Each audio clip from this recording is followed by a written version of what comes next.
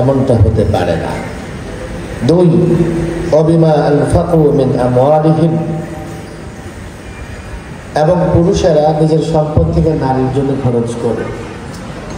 আমি একাধিকবার তাদের বলেছি, তাহলে কি এখন থেকে পুরুষ খরপোশ ইত্যাদি আপনাদের দেখ, আপনারা সেটা চান না কেন?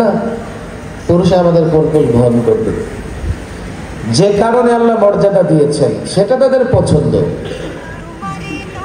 আজকে বিজ্ঞান কি বলে? বিজ্ঞান একথা স্পষ্ট বলে, নারী পুরুষের মেধা বুদ্ধির মধ্যে বড় তফাৎ আছে, সব স্বীকার করে, কিন্তু পুরুষের শ্রেষ্ঠত্ব, পুরুষের অভিভাবকত্ব তারা স্বীকার করতে রাজি নয়।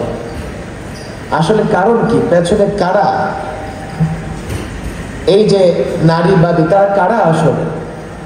আমরা মিডিয়ায় পত্র পত্রিকায় দেখেছি, এই যে কদিন আগেও মানিক মে এভিনিউ সংসদের সামনে একটা প্রোগ্রাম হয়েছে। যারা নারীবাদীদের পক্ষে মাঠে এসছে তাদের অধিকাংশ জানেই না আমার গার্মেন্টস থেকে মা বোনদেরকে ভাড়া করে নিয়ে এসছে নারীবাদীরা প্রোগ্রাম করবার জন্য। এমনকি পাহাড়ি নারীদের নিয়ে এসছে, এবং সেখানে আমরা কিছু প্লে কার্ড দেখেছি।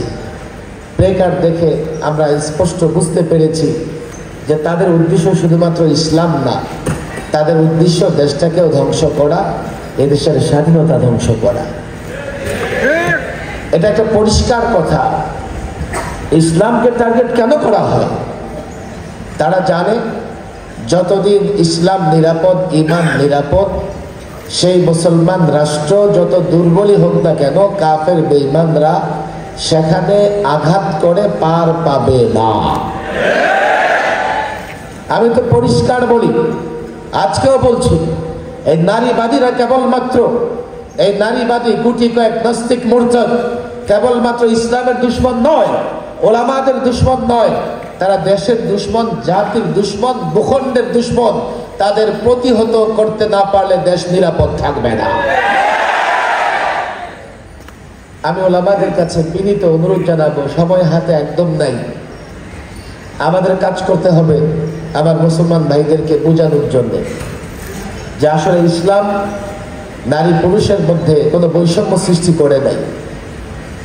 খতিব জামান নুরুল ইসলাম অলিপুরি সাহেব বলে গেছেন, আপনি এক একটা সেক্টর আলাদা করে দেখেন, নারীকে ততটুকু দায়িত্ব দেওয়া হয়েছে নারী যতটুকু দায়িত্ব পালনের সক্ষমতা রাখেন, পুরুষকে ততটুকু দায়িত্ব দেওয়া হয়েছে। মর্যাদা কোথাও নারীর বেশি, কোথাও পুরুষের বেশি।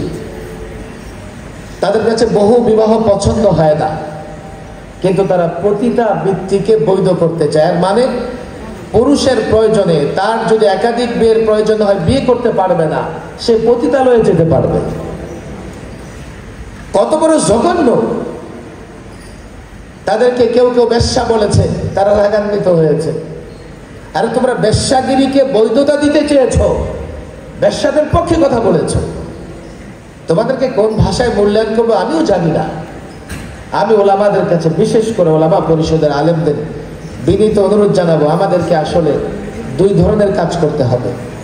এক, ইসলাম নারীদের প্রতি বৈষম্য প্রদর্শন করে নাই, নারীদেরকে ন্যায্য হিস্সা দিয়েছে, নারীদেরকে অনেক ক্ষেত্রে অগ্রাধিকার দিয়েছে, এটা জাতিকে বোঝাতে হবে। দ্বিতীয়ত, দেশ এবং ইসলামের বিরুদ্ধে যারা কাজ করতেছে নারী অধিকারের নামে, তাদেরকে প্রতিহত মাঠে ময়দানেও করতে হবে। আল্লাহ তাবারক ওয়া তাআলা উলামা পরিষদ কুমিল্লার আলেমদেরকে ঐক্যবদ্ধভাবে কাজ করার তৌফিক দান করুন। ওয়া মা তাওফীকি ইল্লা বিল্লাহ ওয়া মা আলাইনা ইল্লা